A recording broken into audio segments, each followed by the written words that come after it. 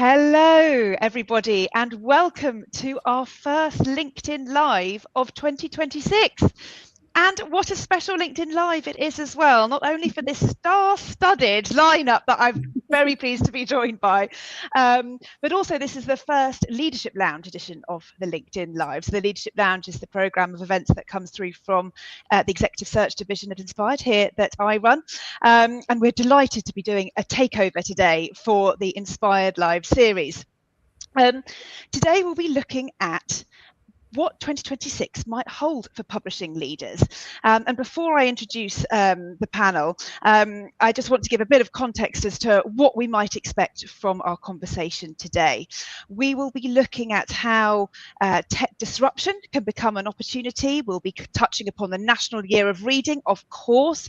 All of our panelists here work in highly collaborative organisations, so we'll be looking at that power of collaboration and the force that it can do to keep our industry moving forward, and hearing advice from them all about how best to future-proof, what advice they've got to future-proof our businesses going forward. There's a lot to cover, and I'm sure you, the audience, will have questions yourselves as well. We'd love to hear from you with them. Today is for you, not for us, so please do share your questions. Add them in the comments, and we'll do our best to get to them as we go along. Anything that we don't manage to get to, we will do our best to follow up with afterwards. So thank you in advance for your engagement and all your ideas sharing with this wonderful panel. So, as I said, my name's Abigail Barclay. I'm the Managing Director of Inspired Search, Inspired's Executive Search Division. And here I have the panel that needs no introduction, but certainly deserves one. We have Bridget Shine, the Chief Executive of the Independent Publishers Guild, Wayne Syme, the Chief Executive of the Association for Learned Society Publishers, and Emma Lowe, the Director of the London Book Fair. So if throughout the discussion today you hear IPG, ALPS, LBF, okay, now you know what we're referring to. Wonderful. So we've got a lot to cover, as I said. So without further ado, let's hear from them with our first question. As we will all have experienced, 2025 was a year of intense and rapid change in many ways. So I'd love to hear from you all. What do you think is the biggest challenge that publishing leaders are going to be facing this year in 2026? And how could they, if they can, turn that into an opportunity? Wayne, I'd like to start with you.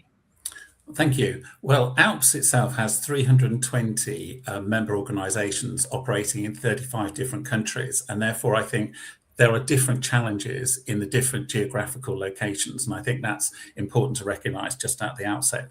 But trying to answer the question directly, I think that from ALPS members' perspective, the biggest challenge in 2026 is maintaining trust and value in an environment of accelerating technological change, particularly around AI, research integrity, business model pressure, and shifting expectations from authors, institutions, and funders. Although I do see this as an opportunity, publishers who can clearly articulate and demonstrate value in their quality assurance, editorial stewardship, community building, and ethical use of technology will differentiate themselves, I believe, from the competition. The organisations that succeed will be those that move beyond defensiveness and instead lead the conversation on standards, transparency, and responsible innovation. Very good. Wonderful. Thank you. Bridget. That's quite a lot to follow, I should say. So, thank you, Wayne and Abigail. It's great to be here. So, IPG, Independent Publishers Guild, we have 683 members and a combined annual publishing turnover of £1.2 billion. So, I think we show strength in numbers coming together, and we have members, publishers of all sizes, publishing right across the genres. But I think so, there'll be some specific challenges to their genres, to the what areas in which they publish. But the overarching challenge will definitely be around copyright and licensing challenges.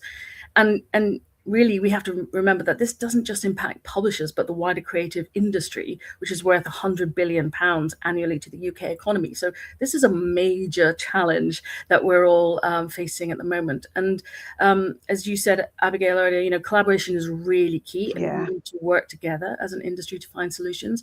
And one sort of beacon of light really is having collective AI training licenses for tech companies and for others to sign up to, and a collective license that respects copyright. And that really will be the way forward, and particularly for independent publishers. And this is something that the Copyright Licensing Agency is working on, the CLA, in partnership with Publishers Licensing Services. So Wayne and I are directors of PLS and ALCS, which is the Authors Copyright Licensing Services. But having standards is going to be really important that everyone can sort of stand up to, around copyright and licensing. The government has a role to play, the tech companies have a role to play, publishers, we have to find the solutions, and consumers have a role to play too as well. So I think that's really important. And then at the IPG, what have we been doing about this is, well, we have been providing training so that our members can be as informed and therefore make the decisions that they need to make. So we have training on AI and copyright, and we have a master AI course. In fact, it's taking place tomorrow, and we have lots of publishers signed up to that. Because really, we also need to look at the opportunities here too around AI, and there are around productivity and things like that. So it's about, being informed, I think, when we face these challenges. Thank you. And that, although it's coming from a slightly different angle, links beautifully with what Wayne was saying. I think it's just, whichever angle we're looking at it right now, we need to feel that trust. We need to feel the trust in the content that we are producing as publishers. We need to feel trust in the process by which that content is arrived at. And so I think we're in a real moment going into 2026 of how can we instill trust in others, our colleagues, our customers, everyone, in all that we do. Sorry, Emma. All right. I'm going to come at it from a slightly different angle, whilst I agree fundamentally with Bridget and Wayne. I think it's the biggest challenge is that we have to continue to compete with other forms of entertainment for attention, and not just entertainment, knowledge or intel of any kind. And I think that is a constant battle, and I think it's intensifying. And I think it's just critical that we maintain books as superheroes and as a place of stories. That's where stories live. Now, that said, I think that it's really important as well that we understand, and I imagine that we do, but I like to remind myself that people might not find the story in the book first, and it's an example I use fairly often, but people may find the Gruffalo on a ride at Thorpe Park. They may not find the story in the book first, and that's cool, that's okay. We need to, as publishers, be reminding them that the book has a place in that, and the book is where the story started. So I think at London Book Fair this year, we are trying to look at our authors of the day, for example, are authors who have taken their books and taken them further. So we're reaching more authors and trying to fill the entertainment space further than just, the book itself. So for me, reminding people that books have a valid place in our, in our entertainment and our learning environment. I think that's one of the biggest challenges we continue to face. Thank you, Emma. I think that leads us beautifully on to the National Year of Reading. I mean, what a perfect segue. I'm sure we'll hear from each of the panelists a bit more about the reason why it's so important this year now more than ever, and all the activity that's going on to it. But just to build on Emma's point there, a big part, as I understand it, of the National Year of Reading is meeting people where they're at. Okay, meeting them where they're at with the stories and connecting to audiences by meeting them where they're at. And if they want to engage with, if they find deeper engagement with content and stories in other places, and that's a great way, and that's a great avenue for us to build on as publishers. And it may be outside the classroom, it may be outside traditional methods, but there are all these, as Emma's saying, these other avenues in for our books and literacy to grow. So before I could talk about this very important cause for hours, let's spend a little bit more time on it and bring up our next question. So you know, from the publishers themselves, how can publishers use the National Year of Reading to reconnect audiences with books and stories? Bridget, I'll come to you first. Thank you, Abigail. And really, just to reiterate what Emma said, you know, segued beautifully, because I cannot stress how fantastically timely it is to have a National Year of Reading, because last year, the National Literacy Trust, the NLT's research showed that only 1/3 of children aged between 8 to 18 said that they enjoy reading in their spare time. And that was a decline of 36% since 2005. So, and particularly steep amongst primary school children and teenage boys, which was at a record low, I think something like 18%. So, you know, we really do need to, Emma, to your point about, you know, the importance of reading. You know, our members, as I say, we have, you know, children's publishers, trade publishers, we have academic publishers. This impacts everything. In fact, so our spring conference next month is called The Business of Reading. And we do actually have, yeah, I mean, and we have the chief exec of the NLT sort of kicking things off and talking about, you know, how publishers can lean into this. But to your point again, Emma, just, you know, making sure that that they lean into it. I mean, the sort of strapline is go all in, you know, find your passion and then read into it. And I think we all have a role to play in that.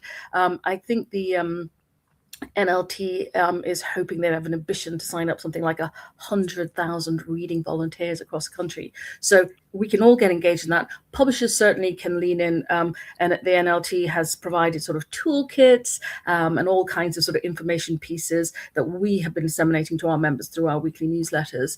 But the other thing that I think is a positive is that there has been a decline in public and school libraries, but obviously the government has pledged libraries for primaries and to have a library in every school, primary school in England, that this is only in England, by the end of their term. And I think that's a really powerful thing. So we do have, you know, some things to be optimistic practical steps that are coming. Really practical steps to help, because that really, you know, from children, as we know, and obviously we know through the pandemic, that really impacted children's reading. So publishers will be, you know, enthusiastically grasping this. I mean, they absolutely have. This has been a huge public conversation, and there are lots of practical things. But, you know, all of us who work within the industry can get engaged sort of individually as well as, you know, at a company basis. Very good. Emma, did you want to build on this a bit more? Yeah, my team are properly sick of hearing about it already, because I have been banging on about it. January. I'm not. I make no apologies. But it was one of the first things I kind of led with when I joined, and I think it was informed actually even before this by a lot of the work that I did when I was working at HarperCollins, who do a huge amount of work in this area already, and you know, the stats that Bridget are talking about are real, and they're not getting any better, and it's devastating. And we can wax lyrical about all of this. You know, people that will be listening to this will not need any convincing about that. However, what I've said is that, you know, World Book Day is the week before London Book Fair, and it's really the first, apart from the launches, it's the first major outing of this initiative. And the week after, we've got 30,000 plus people in one space for 3 days, and they have a significant opportunity to really maximize the effect that the National Year of Reading will have. So we've given the main stage over to a number of sessions on this. We've got you know, a number of UK CEOs talking about it. Tom Weldon and Joanna Pryor will both be addressing this, as well as other things. We have a moment on Tuesday afternoon when we're hoping that a lot of the senior members of the publishing industry will come together and show, you know, it will be a show of unity, a show of force, that we are behind this as an industry. And then we've got various other seminars, you know, showing how National Years of Reading and other initiatives have happened elsewhere in the world, so that we can learn from, or not. You know, the Dutch particularly have got a really interesting a scheme that they run every year, which is hugely successful. So absolutely, we are all in, and we are also working, I should say, with the PA to bring in as many of the politicos as we can. Westminster's not a million miles from Olympia, and we really will do everything we can to throw the political spotlight on this initiative, and all the work that publishers can do with it. And on it. So yeah, just if anyone's got any other ideas, I'm happy to hear them, but I'm 100% committed. Wonderful. Wayne, did you want to add anything? Yeah, well, just really, I mean, the National Year of Reading is really a chance to remind audiences that publishing is not just about content, but about connection, discovery, and impact. And I think for scholarly and professional publishers, this means, I think, reframing research outputs as stories of progress, evidence, and societal benefit. Making content more accessible through summaries, explainers, and community-led initiatives without diluting quality. At its heart, this is about meeting readers where they are while reaffirming the central role of curated, trusted content. Beautifully said. Thank you so much. Wonderful. Okay, well, let's think about these leaders that have been mentioned and all the wonderful work they're doing to make a more trustworthy, more literate community and world that we're in. What practical steps can publishing leaders take now to future-proof their businesses against further disruption, change, however you want to frame it? Emma? This is a really difficult question because, you know, I have to. We don't know what's coming. I know. I knew it was coming. It didn't make it any easier. I think, you know, ultimately, I'm not a publisher. I'm in the business of, you know, events and exhibitions. So I feel a bit uncomfortable answering this one. But I think in any business, I think you have to have a certain amount of courage and a certain amount of ability to think, okay, I'm not sure if we're going to get this right, but I'm going to try it. And I feel that publishers are some of the bravest souls I've ever met. You know, they believe passionately in what they do, and they are willing to put their name on the line to bring books out year in, year out. They have no idea whether they're going to work or not, but they believe in them. So I think it's really developing courage, believing in your teams, allowing them to fail well, and letting them know that as long as they took the decisions and they took them in good faith with good decision making, that's all you can ask. And I think as long as you've got a team working with you that knows you trust them and they trust you, and that you are going to try new things together, you know, I don't think you can ask for much more, particularly in publishing when it's all about idea. A lot of it is about ideas and concepts that, you know, I say that to people coming to London Book Fair. They're like, I know half the books in that place don't even exist yet. We are all massive risk takers, and I think we should be proud, and we have to continue to be brave. Very good, very good. I think it's that what you're talking about there is that kind of psychological safety, isn't it, of creating that in the culture of your organisation. And we don't know what's around the corner. We don't know what we're going to have to tackle next. But if we can have a culture, particularly in the leadership teams, as we often find, that's where the culture starts, I think. And it kind of sets the tone for the rest of the organisation. If you've got that leadership culture of psychological safety, and you've got a safe space, as you're saying, Emma, for people to idea generate, or, you know, experiment and be curious, and that's how we're going to navigate the year ahead. Wayne, what would you like to add?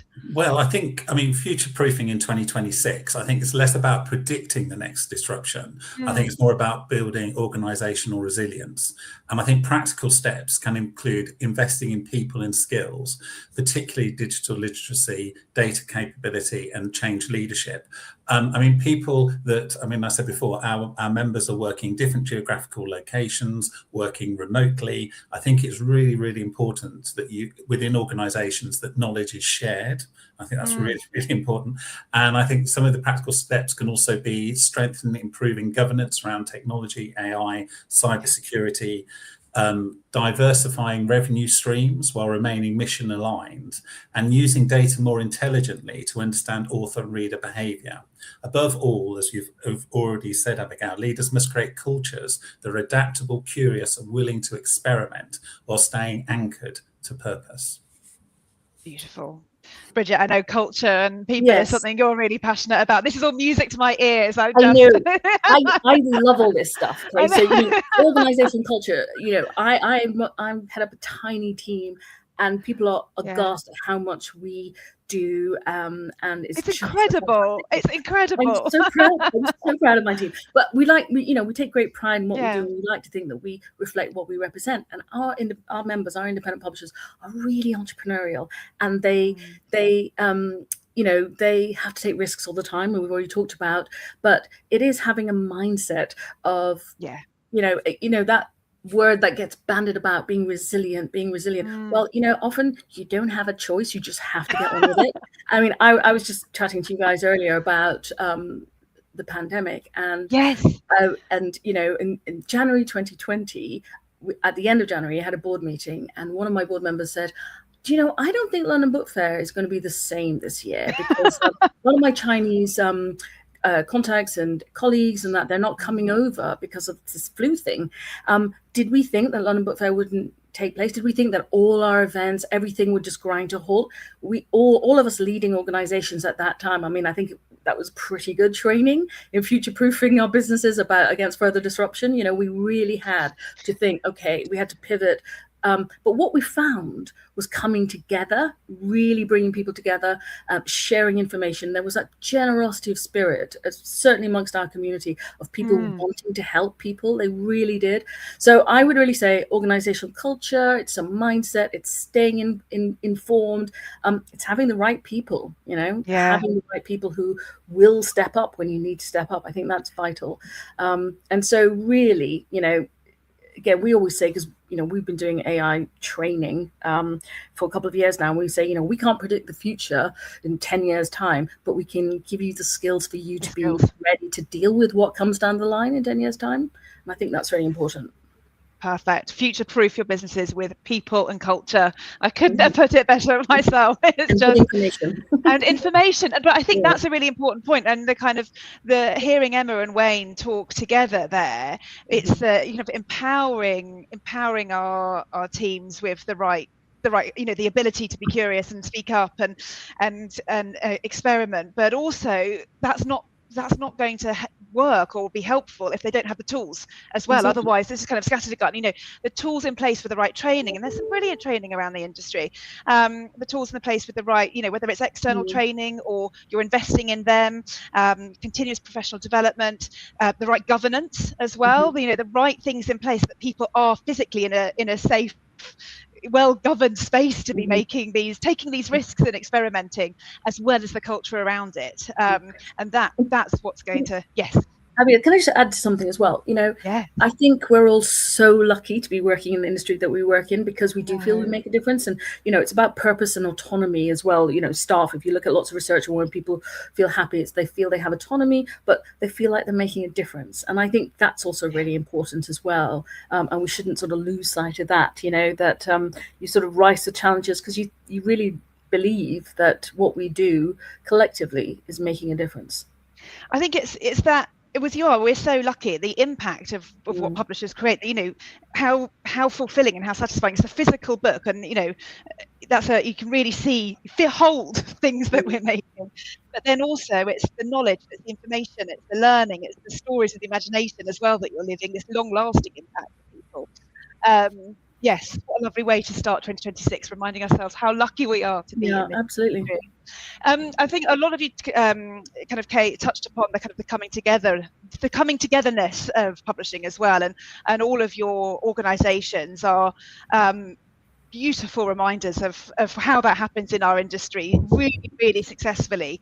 Yes, in the pandemic, but also day to day.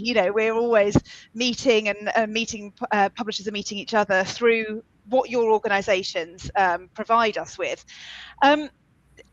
Today, then, what does effective collaboration look like, and how do your organisations help your members thrive in the world that we're in today? Wayne. Yeah, well, I think going back to your first question you asked about, what's the biggest challenges publishers face? The only way we can actually solve these is through collaboration. And I think effective collaboration's got to be trust-based, got to be outcomes focused. And I think it recognises that many of our challenges facing publishing, standards, infrastructure, policy and skills cannot be solved alone, cannot be solved just by one publisher. I believe that ALPS plays a key role by convening safe spaces for honest discussions across the publishing ecosystem, sharing practical insights, intelligence and good practice from across our global membership through conferences, seminars, and supporting professional development and leadership capability at all career stages. We have an international mentorship scheme, early career workshops, and leadership and training development opportunities. And I think acting as a collective voice on issues that matter to scholarly publishing, collaboration in 2026, I believe, is not optional, it's a strategic necessity. Perfect. We always keep learning and always keep coming together. And we touched upon this earlier, but we're facing, and just to build on what you're saying there, we're facing some very, and we always have done, it's easy to feel, I think we spoke about this a bit yesterday, it's easy to feel like this is a moment in time like no other, and it is, but every moment in time is a moment like no other. And we are facing some really big real world issues right now with AI and copyright and sustainability and accessibility, but together, the power in numbers that we can create as an industry, to put forward places like Westminster through your organisations is really where we can continue to make that change and make that impact outside of the content. Bridget, do you want to build on that from the IPG? Yeah, absolutely. I mean, so for us, it's really interesting. IPG was founded in 1962, and it was for independent publishers to come together to share advice and be a friendly face. And, since 1962, the look and the size is, radically different. But that spirit of coming together and helping one another is exactly the same. It really is, because I honestly do know people who were around in the 60s, slowly, sadly, getting fewer and fewer as the years go by. But I'm always struck by how many startup publishers, when they join us, and they say they weren't expecting the community, the broader publishing community, but the independent publishing community in particular, to be as friendly and generous and sharing information. Because when you've set up your business and you've gone through all that, you're quite keen to help other people to go through it. You know what it's like. So, I mean, we literally exist to help our members do better business, and we do that. Last year we had 20 events. We do weekly newsletter and mentoring and bringing people together, and through our conferences, our spring conference next year, and London Book Fair. London Book Fair we love London Book Fair. We have like we had the biggest stand party, party on the second night. So, but it's just, often people say we're after our conference that there's some really tough challenges, but bringing together, suddenly you feel okay because you kind of shared. It's kind of group therapy, maybe in some ways. Maybe that's what it is. But say for us, we're really delighted that we're part of something called SIF, which is not a household cleaner, but it's a sustainable industry forum, and that's us, the BA, the PA, Society of Authors, BIC, Publishing Scotland, and we come together to sort of share best practice around sustainability, and to avoid duplication, because that's the other thing. What is the point of doing something when you can collaborate with another trade body? And certainly for us, we've really strengthened our international relationships, our partnerships with others, international trade bodies and stuff, which again benefits our members, because then we're disseminating information to them that is on the ground, as it were. It's IPG has always been about collaboration, but I think that as we've grown bigger, and I said we sort of moved out into a broader sphere, it's been really exciting. Thank you. Emma, would you want to your wonderful LBF shout out there? Let's hear more from the LBF herself. Well, the feeling is entirely mutual, and there was a catchphrase not so long ago. Oh, I like a bit of IPG. I've always felt. We feel the same about ALPS, Wayne. Yes, we love ALPS too. Yeah, well, absolutely. I absolutely endorse everything that Wayne and Bridget have both said, and we're lucky enough that they both are on our advisory board as well, so we get their advice regularly.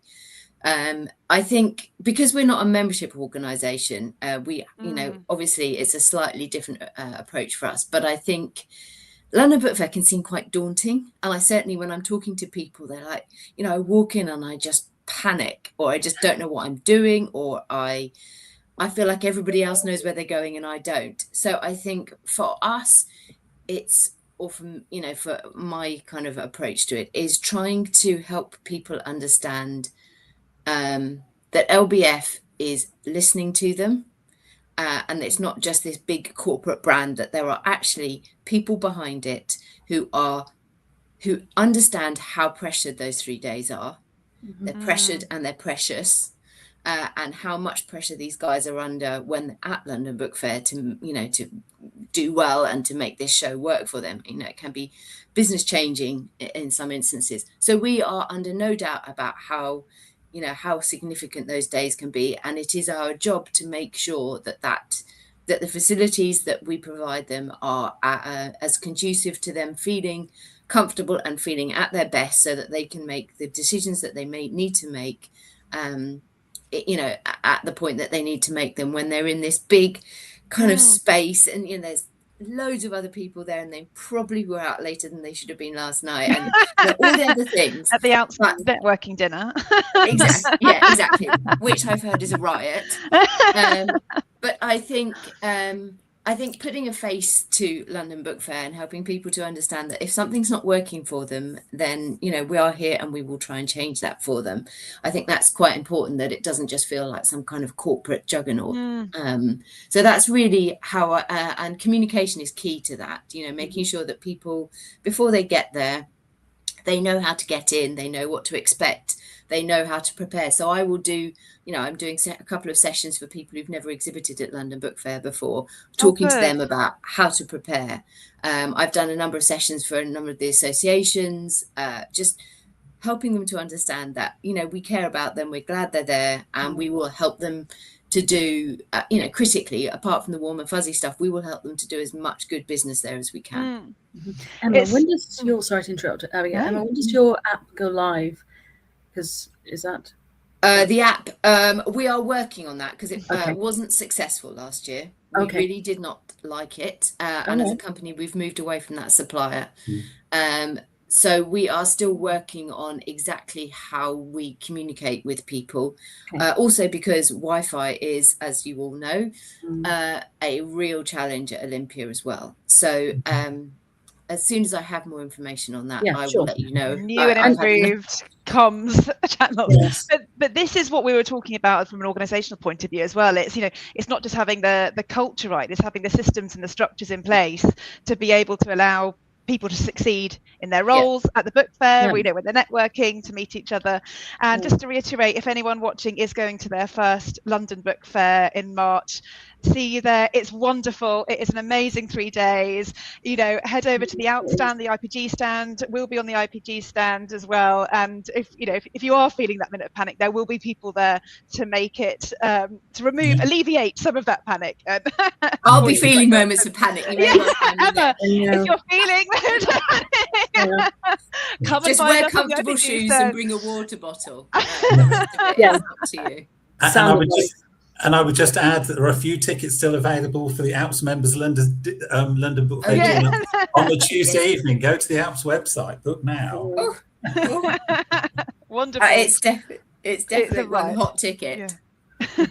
I'd just like to, before we move on to the next question, just to remind the audience, we're here for you. We'd love to hear your questions as well. I can see a couple of comments, particularly around National Year of Reading there, but if you've got specific questions for our panelists, while we've got them all in one room, as it were, please do pop them on there and we will do our best to answer them.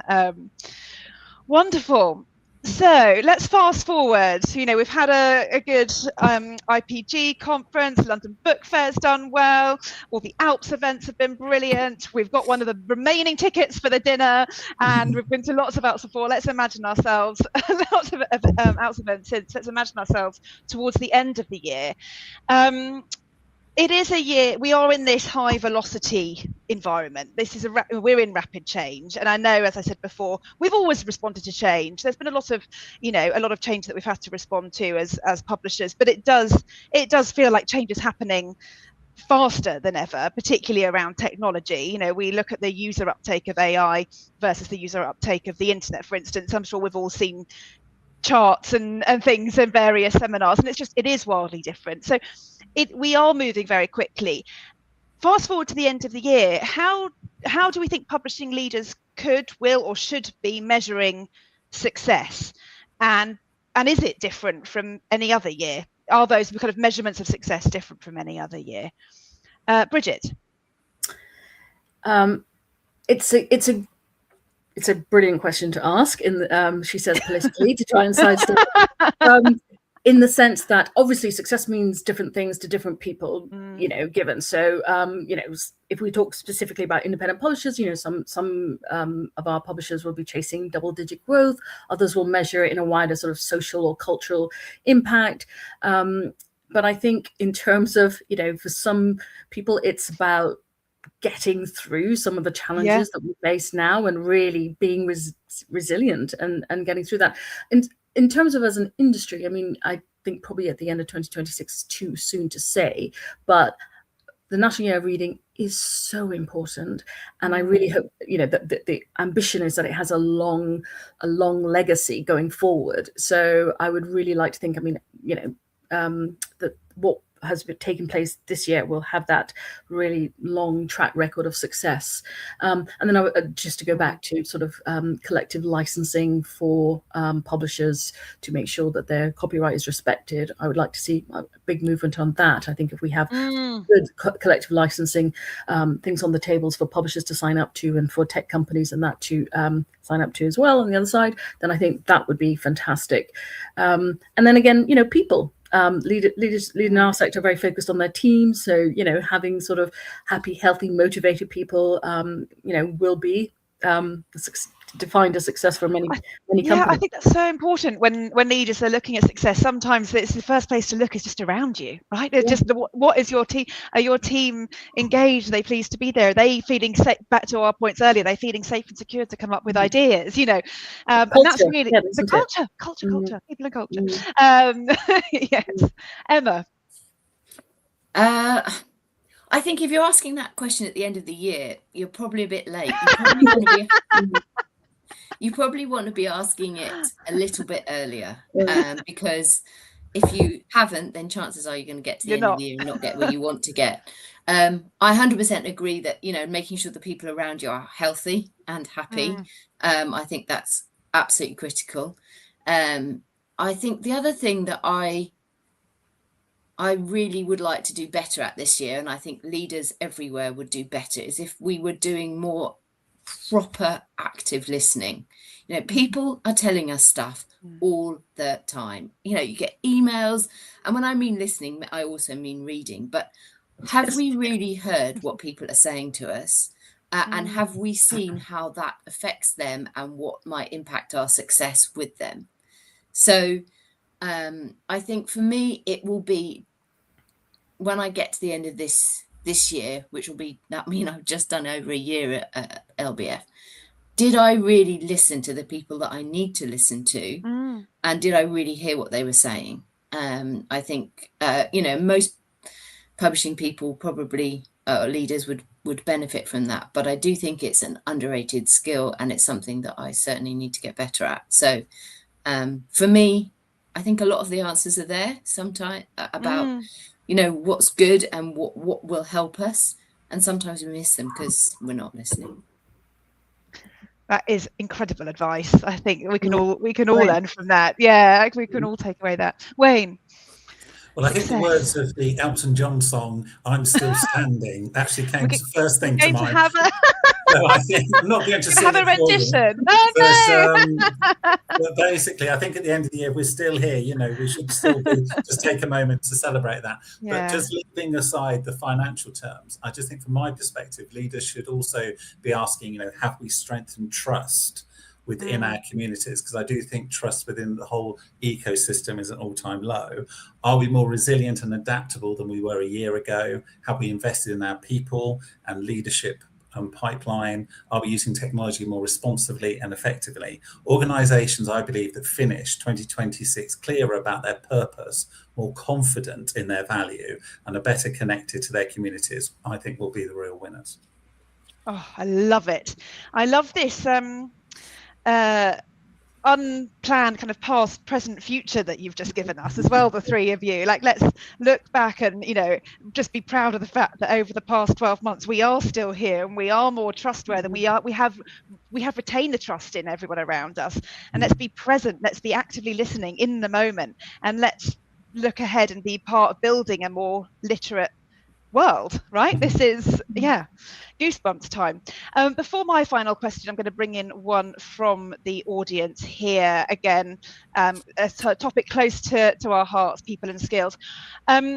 So the end of 2026, we're successful. We've done all of those things. Let's imagine, what skills do you think publishing teams will need most by 2027 as AI becomes more embedded into publishing teams? Thank you to whomever shared that question with us.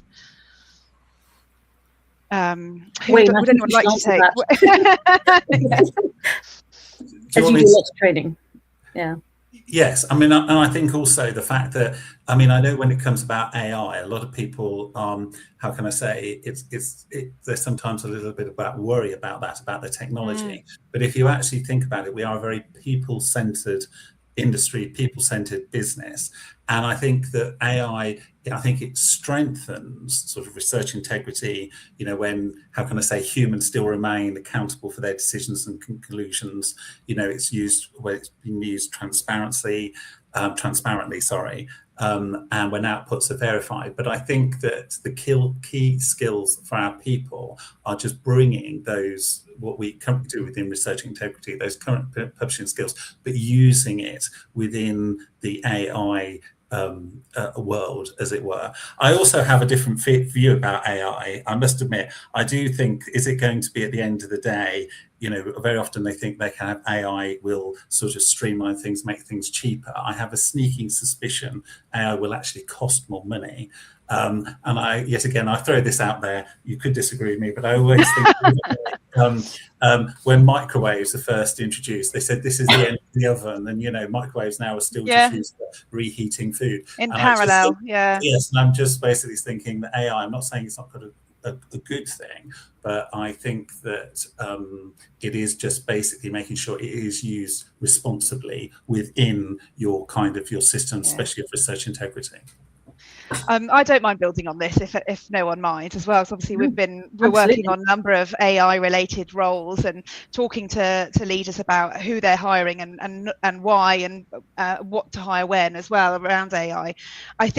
I mean, we can go into the various different roles, the physical, tangible roles that might happen, but I think underpinning it all, the skill is, and kind of to build on what Wayne's saying there, you know, the curiosity with it, curiosity to experiment with it safely.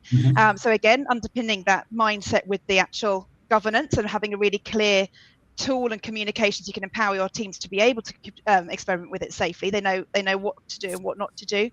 I think knowing when to be human and when not to let AI take away from that, letting it to enable that and facilitate it. There are some quite kind of, you know, harder skills, you know, prompt engineering, and this, but it's going to change so fast. And I think what to focus on, my advice would be what to focus on is that, again, getting the culture around AI right, that kind of safe experimentation, knowing when it shouldn't impact other people and how it can facilitate, and just keeping up to date with any regulation around it as well, so that anyone in your ecosystem or supply chain is being can go back to trust right at the beginning of our conversation, can trust that working with you, they're working with you safely.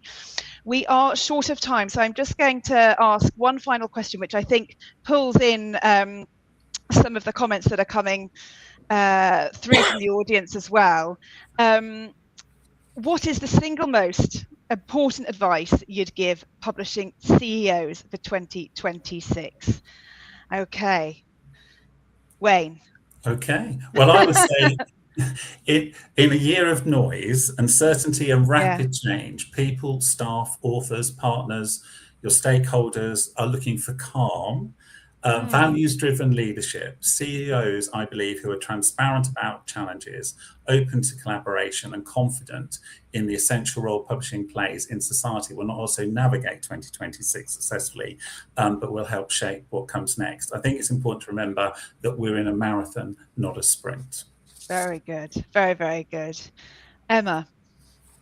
I was just actually looking at the comments on LinkedIn, and I actually agree with something that Tim Davis said. I think hello, Tim.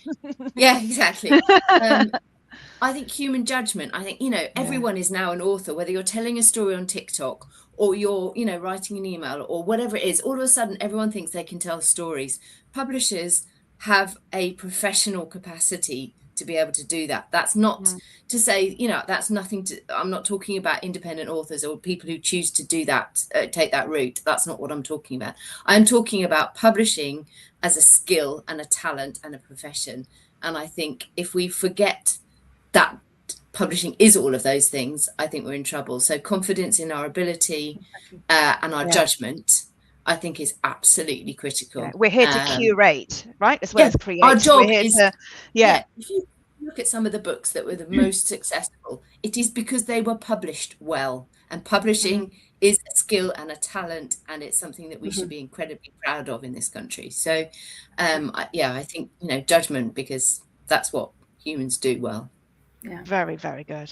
Bridget. Yeah, just to reiterate what Emma says there about the value of publishing, I think we do need to shout more loudly from the rooftops about the value of that. And yes, we have lots of challenges coming our way, but good publishing will survive, and good companies and all the sort of aspects that we've talked about. My one thing would be stay informed, stay engaged. That will help you pivot, that will help you be agile when you need to, and of course come to the IPG conference.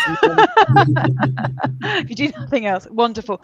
Thank you so much, Wayne, Bridget and Emma, for all of your advice and sharing so much with us as well. So insightful, so inspiring. A really good way to start 2026, remembering this wonderful industry that we're in, the value that we're bringing, the value that we receive back from each other as well. And I hope that that you've all felt that in the audience. Thank you again for your comments and questions. Thank you for joining us, to the audience. It's maybe your lunch break, and I really appreciate you giving that up and sharing that with us today. Please do look out across all of our Inspired social platforms for the next LinkedIn Lives that are coming. I am sure that we will see you at the IPD, at Alps events, at London Book Fair in March, and look forward to doing that there. For more insight from Inspired Search, the executive search division of Inspired, you can use the QR code for white papers, and obviously head to our library for more information about that we're giving out, and all our jobs are on our website as well. Thank you again. It's been an absolute privilege to host Bridget, Wayne and Emma and hear from you. I think that's all that's left for me to say is that, to the audience, I hope you've been able to take some practical ideas away about trust, about governance, about listening, engaging and collaborating, and that today has played some part in giving you a very, very happy new year. Thank you. Bye. Bye. Goodbye.